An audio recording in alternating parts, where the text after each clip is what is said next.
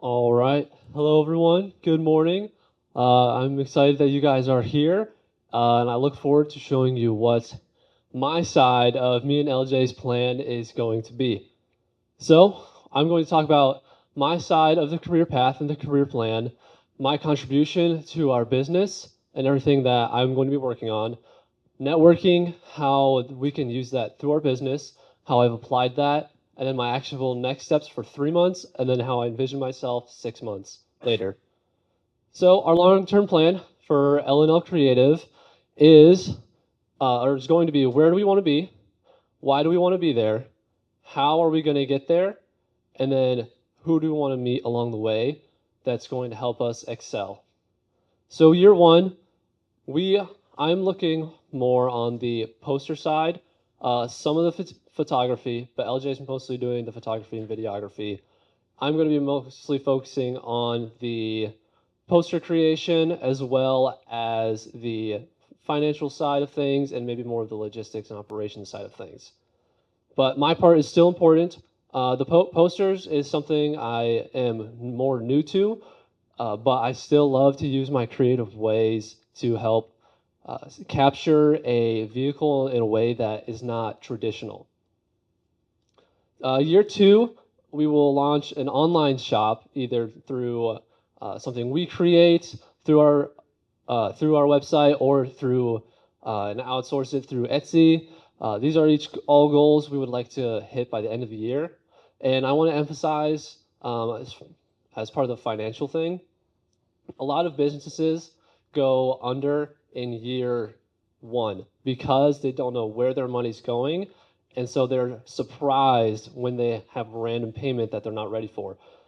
This is going to be very important. Me and LJ are both going to be up to date with everything financially wise, so that way this does not happen. This will not happen to us. And we are going to be working with Vertical Immersive and Mr. Wheeler to make sure that our business stays for the 5 years and hopefully continuing.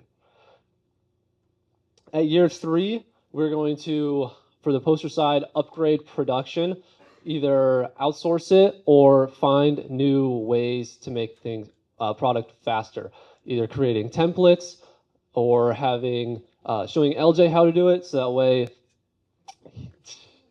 we, so LJ had to do it because we're both. This is both of our business. He can do some posters if he wants. I can do some. I can do some photography and videography. But I also want to oversee the fulfillment of our assets. Excuse me. So making sure all of our camera quality is up to date, all of our equipment is touched up and in tune.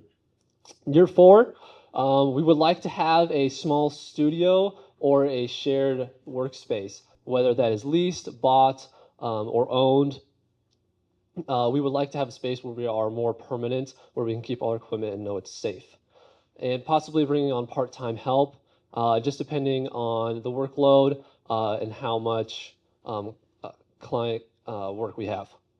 Year five, I would like to lead a long-term plan. So yes, to me, 5 years seems like a generation away right now. But once we hit that, where are we going to be 5 years later, 10 years later, or possibly 15, 20 years later? What is that going to look like? Where are we going to be? Who are we going to be working with?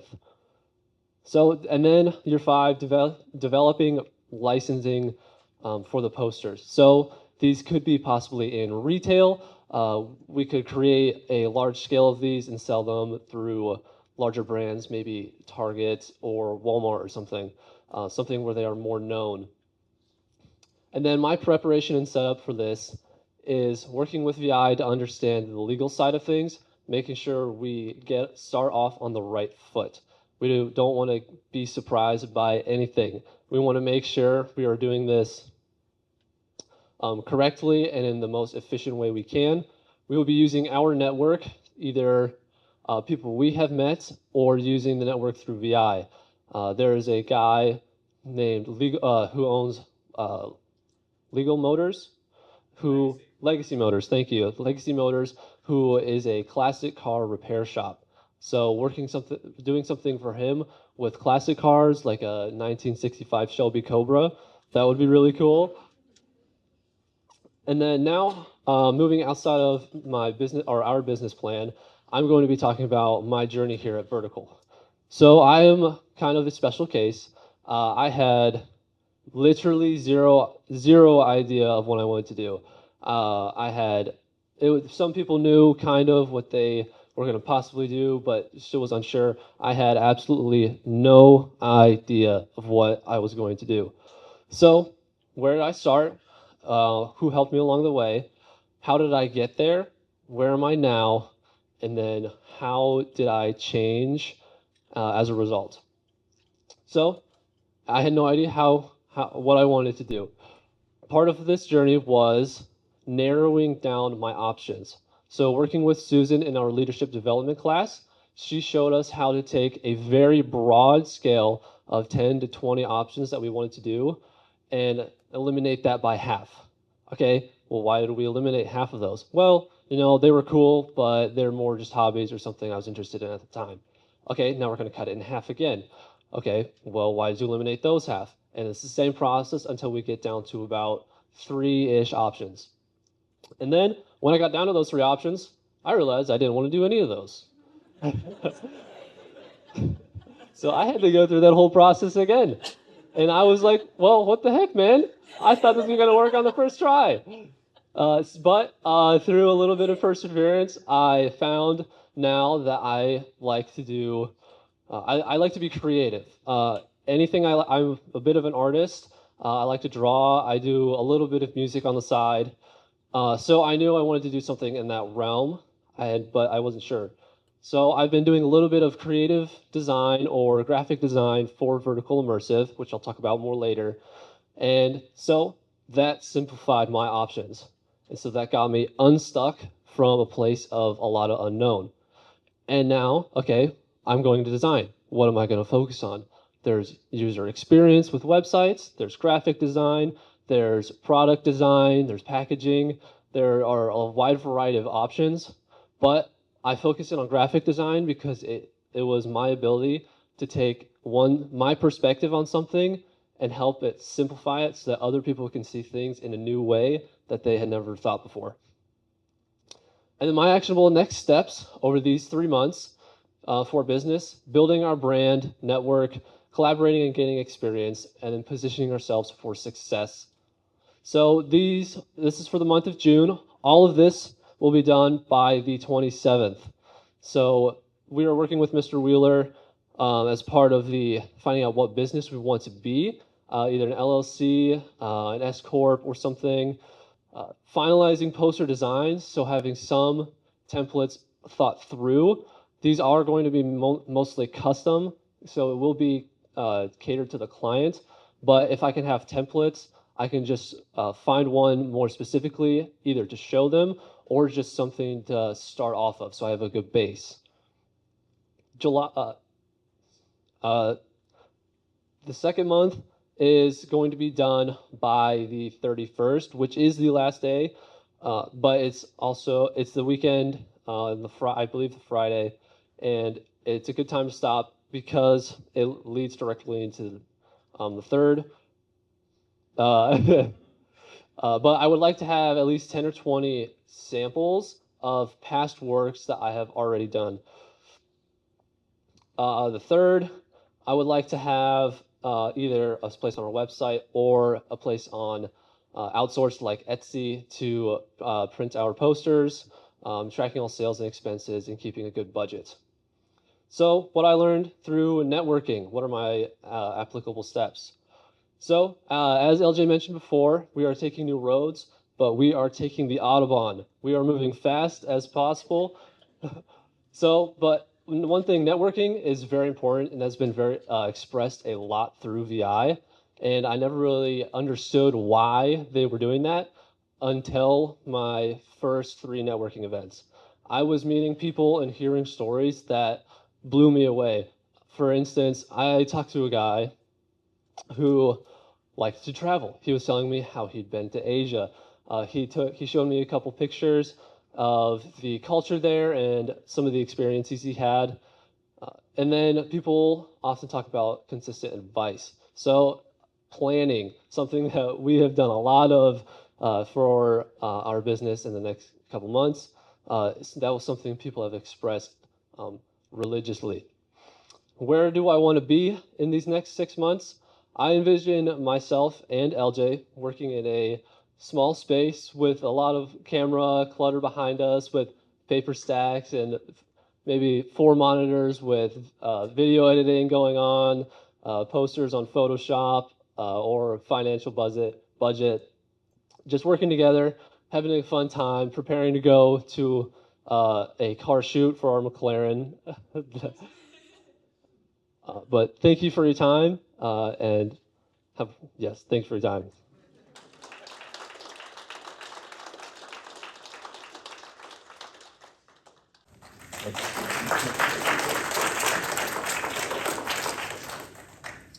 All right, well, hello again, everybody.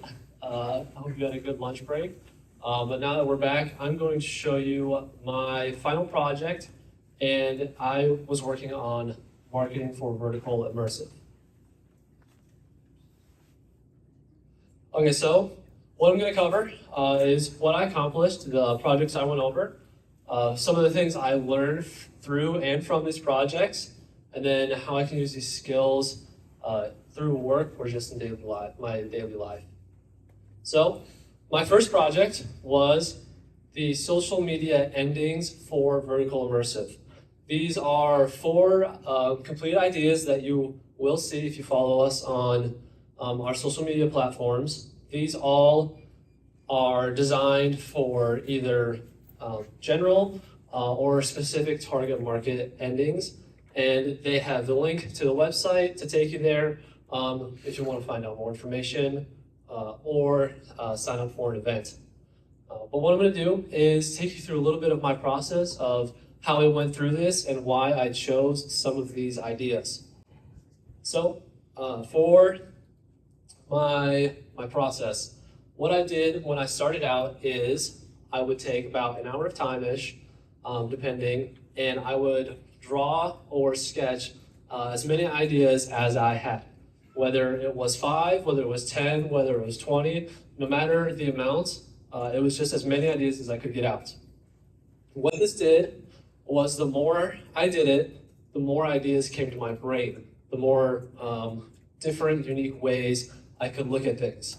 And once that hour was up, I had a lot of different options to pull from. I didn't have to take the whole concept. I could take pieces of the concept and combine them to get to one as close to perfect as I could. And so I am proud. Some of these ideas were, as Jan had mentioned, she had never thought of before. So one of them is the outline here of just the mountain. This was a new concept that I came up with my hour of drawing, and it was a unique way of still telling vertical immersive, but in a different light. And then after I drew, I would go to Adobe Illustrator and just try and figure out the software to see how best I can make this look. Figuring out the different color patterns, making sure everything was placed properly and it fit, and it had a goal. The next project I had was the slide deck for Fully Known. This is the slide deck that Susan Rosie actually teaches us in her leadership development class to help us find what we want to do. So it's kind of funny how she helped me figure out what I want to do, and I'm redesigning that exact same presentation. So these are 4 of the 30 plus slides that I did. These are each different designs, just to give you a variety of what I have done. But one I want to highlight up here is the We Are All Uniquely Wired slide. So this slide, as you can see with the picture on the right, you may notice it's a bunch of board game pieces. Well, what do you notice? Every board game piece is the same shape, but there's something different about one of them, something that stands out more. It's the appearance of it. There's just one thing that's different than the rest. This is a way of saying how everyone is equal. No one is better than the other, but you may be able to bring something different or unique to the table. So these are, in this there's also the Bible verses. Susan likes to give examples from Scripture to help tie in with your purpose and how you can fulfill that in a godly way. So, what I learned, how to communicate, how to keep all the people that need to be in the know. So Jared and Susan were my two main contacts, and if I was maybe behind on something, or I maybe said something in a way that could have been off-putting, Jared would be like, hey, why don't you try saying it in this way? It sounds a little nicer, but it's still direct in what you're trying to get. I also had to make sure I was keeping to the typical end of day. I normally like to work in the evening after 5 o'clock, which is when most people get off of work. So I had to make sure I was doing everything I needed to and communicating with them before their day ended. So I had to keep in mind not just myself, but other people. Time management. Time management is a skill that I was all right at, but when I had harsh deadlines and things I needed to meet, it was very important that I kept to those. So I started out all right. It wasn't the greatest. I would maybe be a day behind, sometimes 2 days behind on something, and then Jared would be like, hey, so why are you 2 days behind? I'd be like, I don't know. I need to spend more time on this. So over time, he wasn't harsh, but he was direct in what he was trying to say. And through that, I started being I would get it done that day, but it was after 5 o'clock when they were finished, so it was still technically late. And then the next time, it was an hour beforehand, which is still on time, but it doesn't give them much time to review it. So trying to keep in mind, I'm not the only one involved. There's other people that are still trying to look over my work. Patience. Patience comes in when I am waiting for possibly a review to be done, either on my slides or on my designs. So what I would do is every 48 hours, I would do my best to reach out to them if they haven't got back to me, just trying to make sure, hey, I am on a time crunch as well. So if you could look through these, that would be great. And also not rushing through my projects. Even if I was maybe a day behind something, I still want my quality of work to be good. So taking the patience to not just rush and get something 60% done, where then I could get it 90 or 95%. And problem solving, this is a skill where maybe I didn't know the software as well because I'm new to it. So what is one way I can maybe design something? Okay, well, that's not exactly how I want, so what's plan B? Okay, that's pretty close. Is there something I can do to change it? No. Okay, well then what's another way I could do it? So just trying to figure out multiple different ways, thinking through multiple different ways of how I can accomplish my goal. And where can I use these skills? I can use these skills pretty much anywhere. They are going to be valuable no matter where you go, whether for time management, being on time, showing up and respecting other people's time. Patience is always a good quality to have.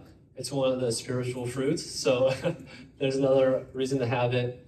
But yeah, there's never not a place where you can use these four traits that I have practiced and learned through my project. So thank you.